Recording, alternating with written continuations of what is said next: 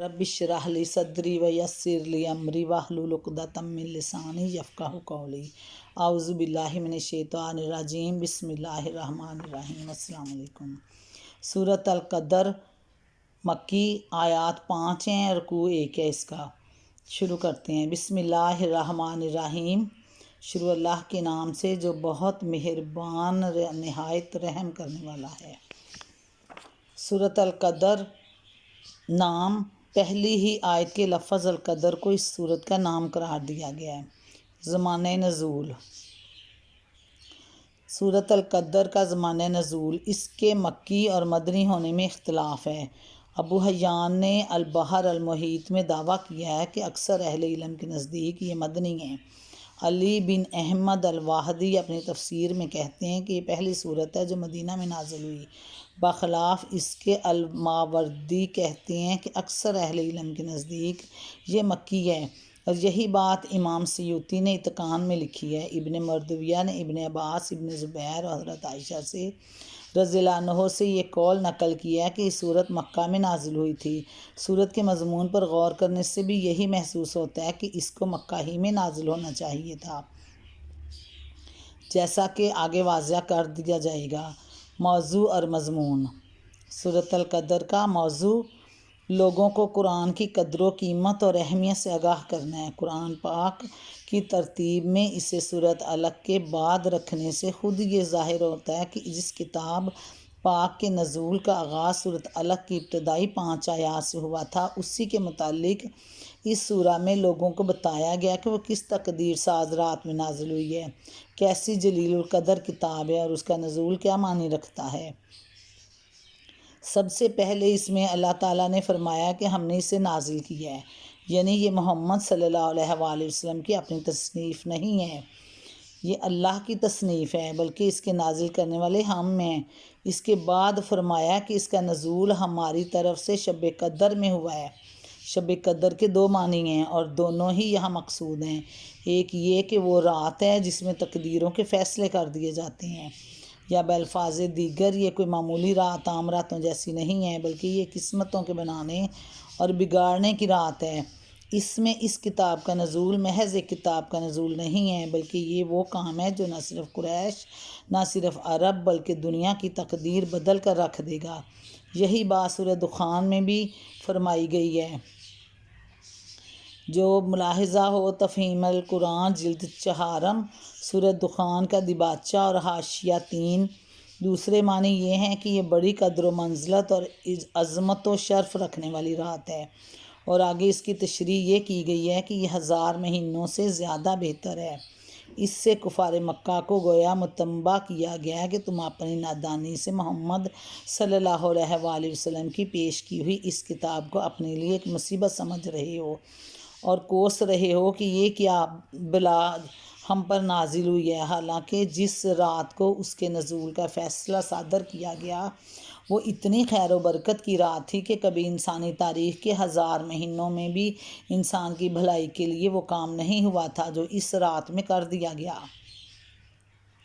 یہ بات بھی سورہ دخان آیت نمبر 3 میں ایک دوسرے طریقے سے بیان کی گئی ہے، اور اس سورہ کے دیباچے میں ہم اس کو وضاحت کر چکے ہیں۔ آخر میں بتایا گیا کہ اس رات کو فرشتے اور جبرائیل علیہ السلام جبرائیل نے اپنے رب کے اذن سے ہر حکم لے کر نازل ہوتے ہیں، جسے سورہ دخان آیت نمبر 4 میں امر حکیم کہا گیا ہے، اور ہر وہ شام سے صبح تک سراسر سلامتی کی رات ہوتی ہے، یعنی اس میں کسی شر کا دخل نہیں ہوتا، کیونکہ اللہ تعالیٰ کے تمام فیصلے بالآخر بھلائی کے لیے ہوتے ہیں، ان میں کوئی برائی مقصود نہیں ہوتی۔ حتیٰ کہ اگر کسی قوم کو تباہ کرنے کا فیصلہ بھی ہوتا ہے تو خیر کے لیے ہوتا ہے، نہ کہ شر کے لیے۔ بسم اللہ الرحمن الرحیم۔ انا انزلناہ فی لیلۃ القدر، ہم نے اس قرآن پاک کو شب قدر میں نازل کیا۔ وما ادراک ما لیلۃ القدر، اور تم کیا جانو کہ شب قدر کیا ہے۔ انا انزلناہ، ہم نے اس قرآن پاک کو نازل کیا، فی میں لیلۃ القدر، شب قدر میں۔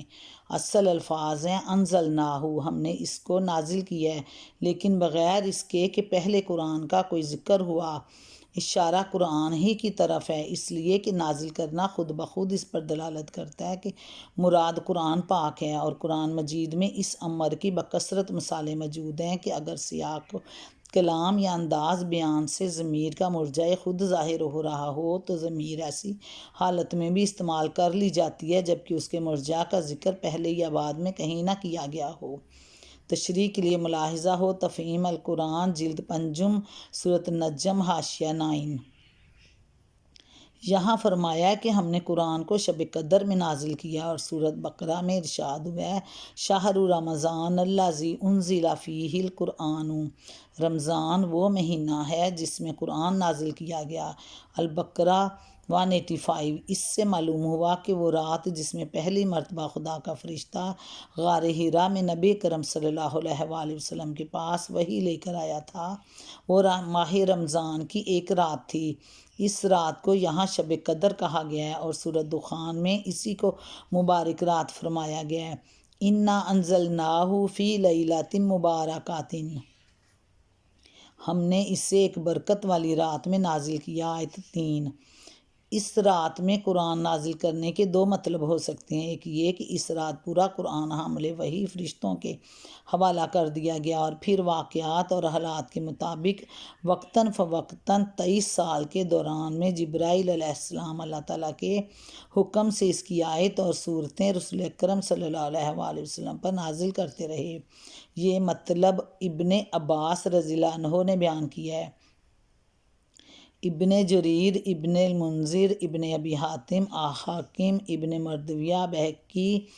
دوسری مطلب یہ ہے کہ قرآن کے نزول کی ابتدا اس رات سے ہوئی۔ دوسرا مطلب یہ کہ قرآن کے نزول کی ابتدا اس رات سے ہوئی۔ یہ امام شعبی کا قول ہے۔ امام شعبی کا قول ہے، اگرچہ ان سے بھی دوسرا قول وہی منقول ہے جو ابن عباس کا اوپر گزرا ہے۔ ابن جریر بہرحال دونوں صورتوں میں بات ایک ہی رہتی ہے کہ رسول اکرم صلی اللہ علیہ وآلہ وسلم پر قرآن کے نزول کا سلسلہ اسی رات کو شروع ہوا، اور یہی رات تھی جس میں سورۃ علق کی ابتدائی 5 آیات نازل کی گئیں۔ تاہم یہ بات اپنی جگہ ایک حقیقت ہے کہ قرآن کی آیات اور صورتیں اللہ تعالیٰ اسی وقت تصنیف نہیں فرماتا تھا جب رسول اکرم صلی اللہ علیہ وآلہ وسلم اور آپ کی دعوت اسلامی کو کسی واقعہ یا معاملہ میں ہدایت کی ضرورت پیش آتی تھی، بلکہ کائنات کی تخلیق سے بھی پہلے ازل میں اللہ تعالیٰ کے ہاں زمین پر نوع انسان کی پیدائش، اس میں انبیاء کے باعث انبیاء پر نازل کی جانے والی کتابوں، اور تمام انبیاء کے بعد آخر میں حضرت محمد صلی اللہ علیہ وآلہ وسلم کو مبعوث فرمانے اور آپ پر قرآن نازل کرنے کا پورا منصوبہ موجود تھا۔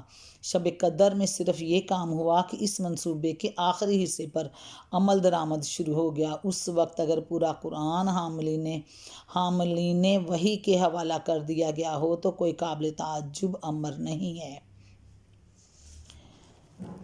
قدر کے معنی بعض مفسرین نے تقدیر کے لیے ہیں، یعنی یہ وہ رات ہے جس میں اللہ تعالیٰ تقدیر کے فیصلے نافذ کرنے کے لیے فرشتوں کے سپرد کر دیتا ہے۔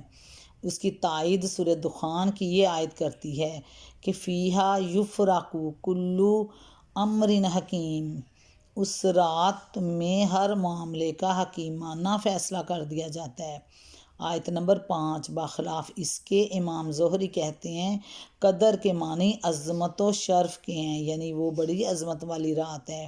اس معنی کی تائید اسی صورت کے ان الفاظ سے ہوتی ہے کہ شب قدر 1000 مہینوں سے زیادہ بہتر ہے۔ اب رہا یہ سوال کہ یہ کون سی رات تھی، تو اس میں اتنا اختلاف ہوا ہے کہ قریب 40 مختلف اقوال اس کے بارے میں ملتے ہیں، لیکن علماء امت کی بڑی اکثریت یہ رائے رکھتی ہے رمضان کی آخری 10 تاریخوں میں سے کوئی ایک رات شب قدر ہے۔ یعنی علماء امت کی بڑی اکثریت یہ رائے رکھتی ہے کہ رمضان کی آخری 10 تاریخوں میں سے کوئی ایک رات شب قدر ہے، اور ان میں سے بھی زیادہ تر لوگوں کی رائے یہ ہے کہ وہ 27ویں رات ہے۔ اس معاملے میں جو معتبر احادیث منقول ہیں وہ درج ذیل ہیں۔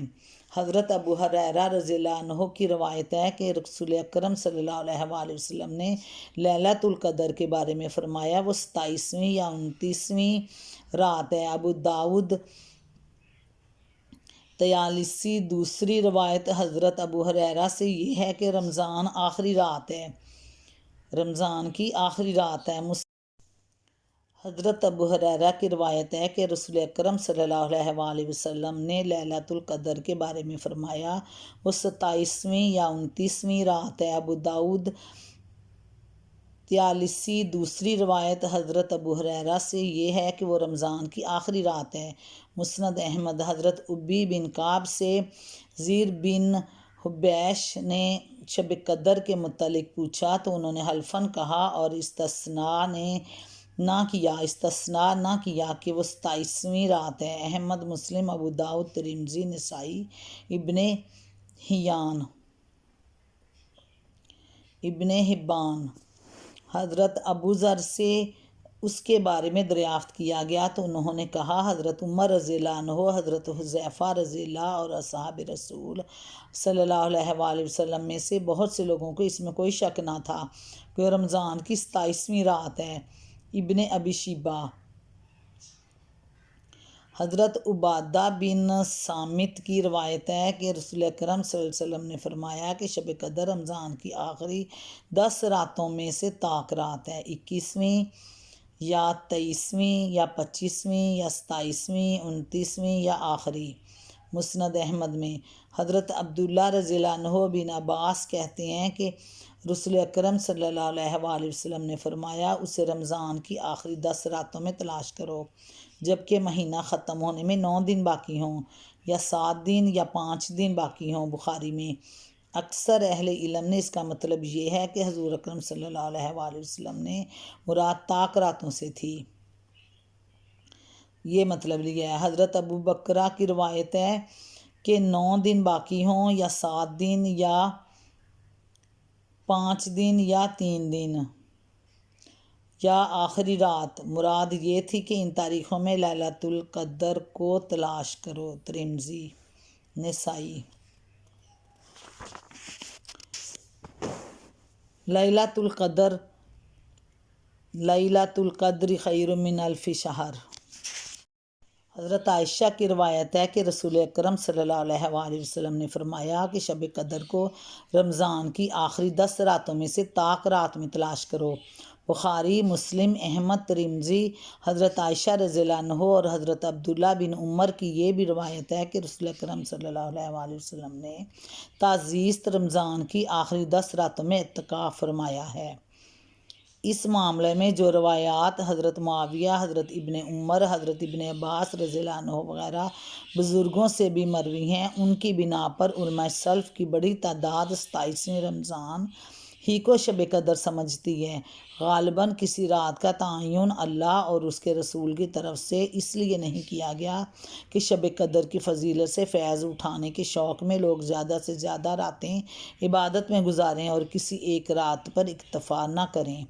یہاں یہ سوال پیدا ہوتا ہے کہ جس وقت مکہ معظمہ میں رات ہوتی ہے اس وقت دنیا کے ایک بہت بڑے حصے میں دن ہوتا ہے، اس لیے ان علاقوں کے لوگ تو کبھی شب قدر کو پا ہی نہیں سکتے۔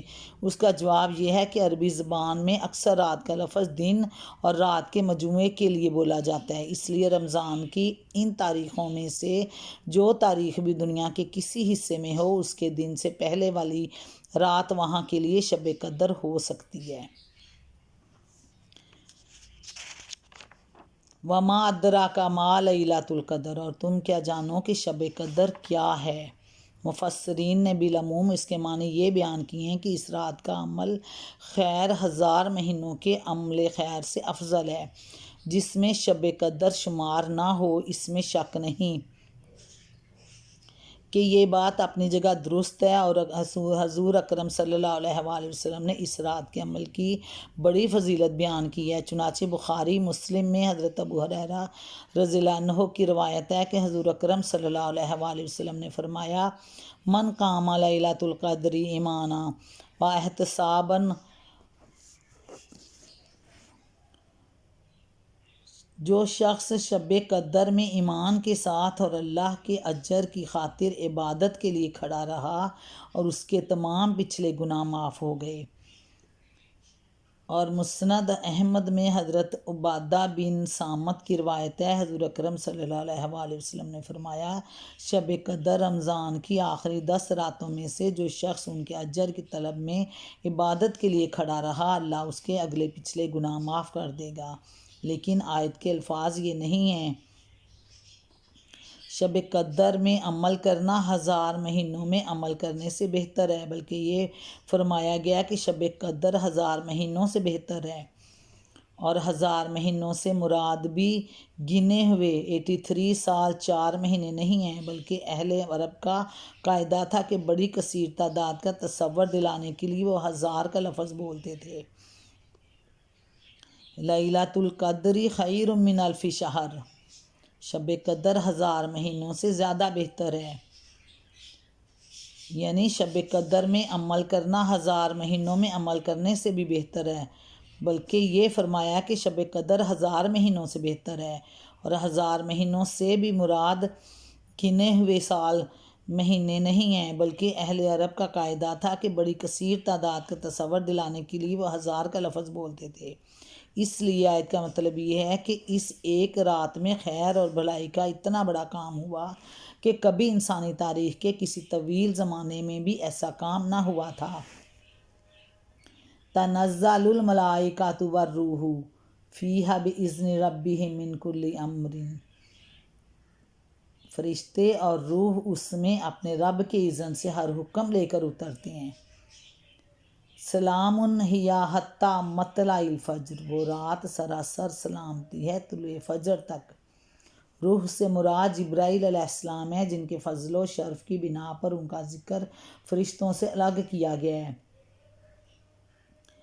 یعنی وہ بطور خود نہیں آتے بلکہ اپنے رب کے اذن سے آتے ہیں، اور ہر حکم سے مراد وہی ہے جسے سورہ دخان آیت نمبر 5 میں امر حکیم، حکیمانہ کام کہا گیا ہے۔